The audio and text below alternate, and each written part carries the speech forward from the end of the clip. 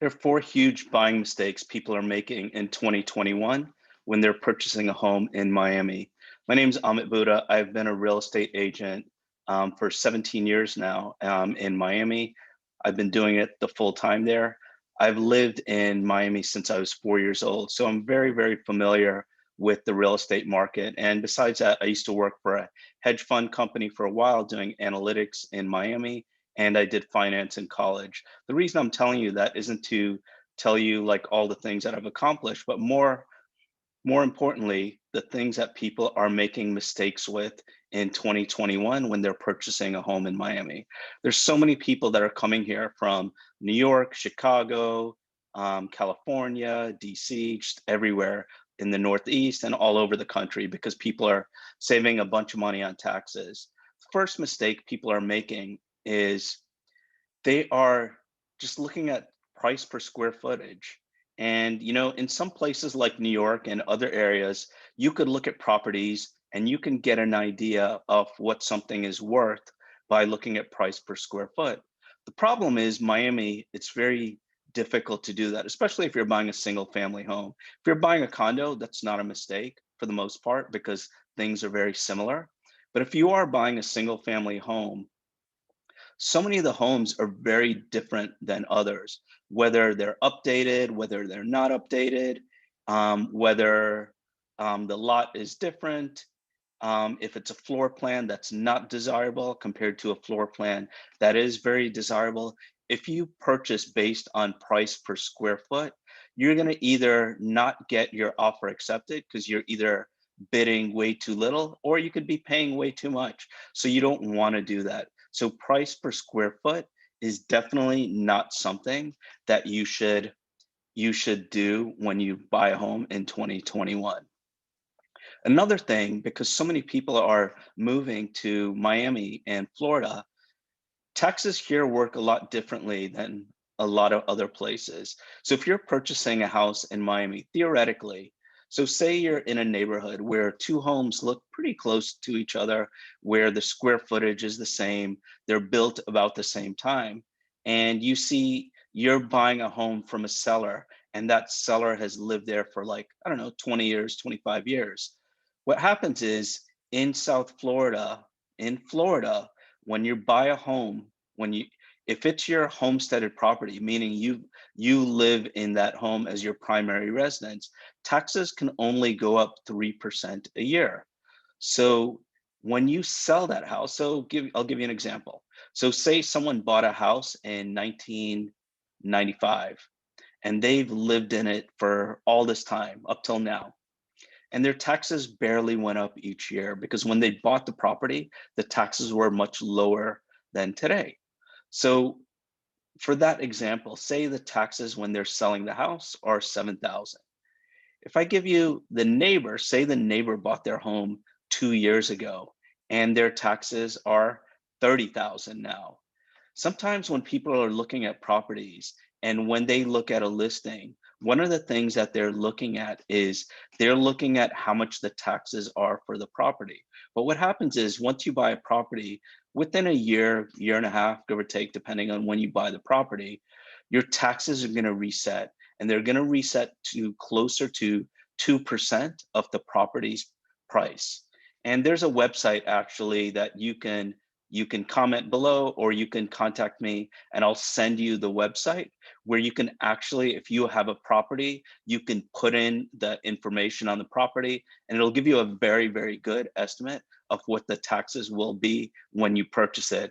It doesn't matter who's owned the property. So that going back to that property, if that person bought it 2 years ago, because the purchase price would be so much more than the person that bought it in 1995, their taxes would be much higher, even if it only went up 3% a year. So just be careful of that because the last thing you want to do is buy a property and think the taxes are a certain amount and then they quadruple the next year when they reassess. So don't do that because that'll be a big mistake that you make.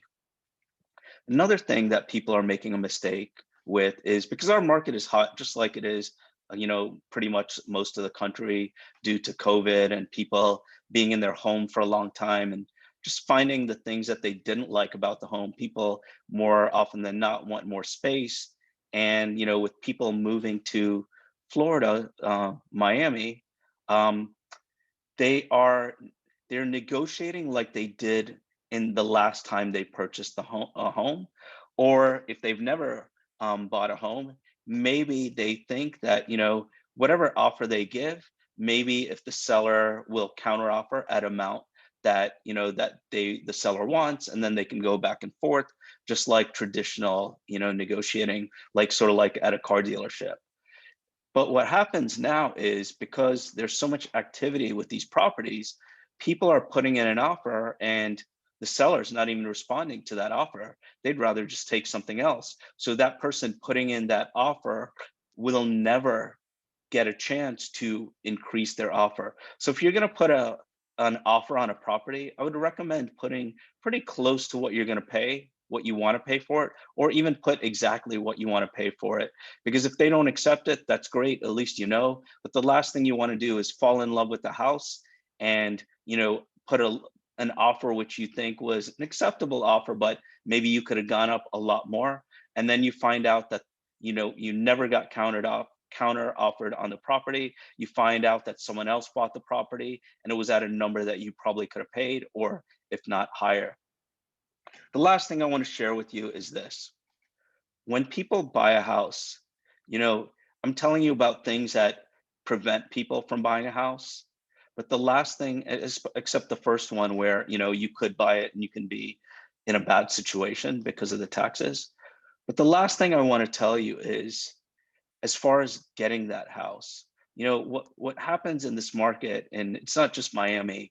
We sell in Miami, South Florida, just all over the area, so we're familiar with different things that are happening in Broward County and Fort Lauderdale and Hollywood, and just different areas of Miami Beach, Key Biscayne, and just other areas. But and obviously we have partners all over the country and even in other countries, and the market is very, very similar. And it's where people are putting in offers. So say you're a buyer and you put in an offer, and then you put in it doesn't get accepted. You put in another offer, it doesn't get accepted. And it keeps happening, and it's 5, 6, 7 offers that don't get accepted. What happens is, and so I'll just give you an aside for a second. The last property that I had listed, which wasn't that long ago, um, someone, the buyer that was buying it, actually lost out on 16 offers. The 17th offer was the one that got accepted. And so when that happens, it's just human nature to feel a little bit dejected about your offers, and sometimes even settling and like just wanting to win the war of getting the offer accepted, rather than taking the time to think about the home. Because a few things. So first of all, you have to find out the timeline you're going to be in that property. So if you're going to be in that property for a short time, maybe 2, 3 years, I would highly, highly, highly advise you not to overpay on that property, unless you totally are in love with it and you don't mind being in a little bit worse situation financially in a few years. That's up to you. If you want to do that, then that's fine.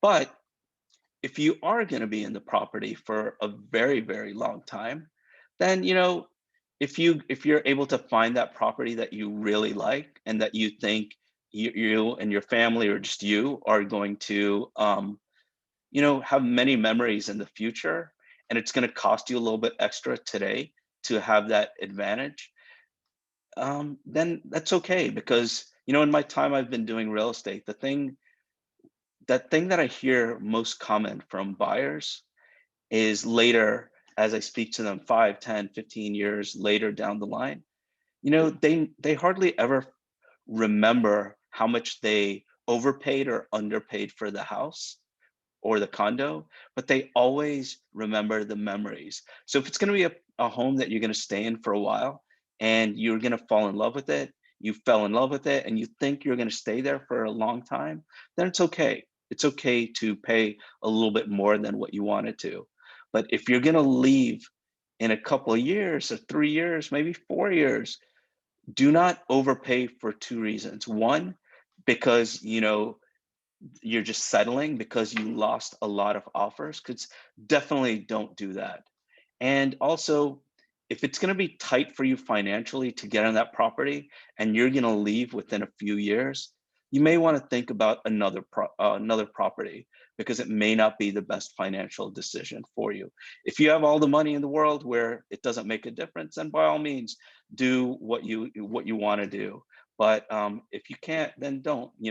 In our team, Will, Jade, Vico, and myself, and Priscilla in the future, what we come across people that are looking for, $180,000 homes, and we'll sell very, very multi million dollar homes. And what we've realized is everyone has a different budget.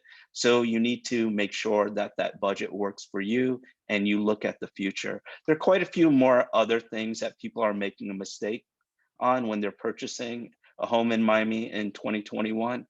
But I wanted to make this a relatively short video. Which it isn't, but I didn't want to make it a 20 or 30-minute video. So if you have any questions and you want to know some of the other things that people are struggling with, please reach out to me and I'll be happy to do whatever I can to make your journey a little bit better and less stressful. Thanks so much for watching. Hope to catch you on the next one. All the best.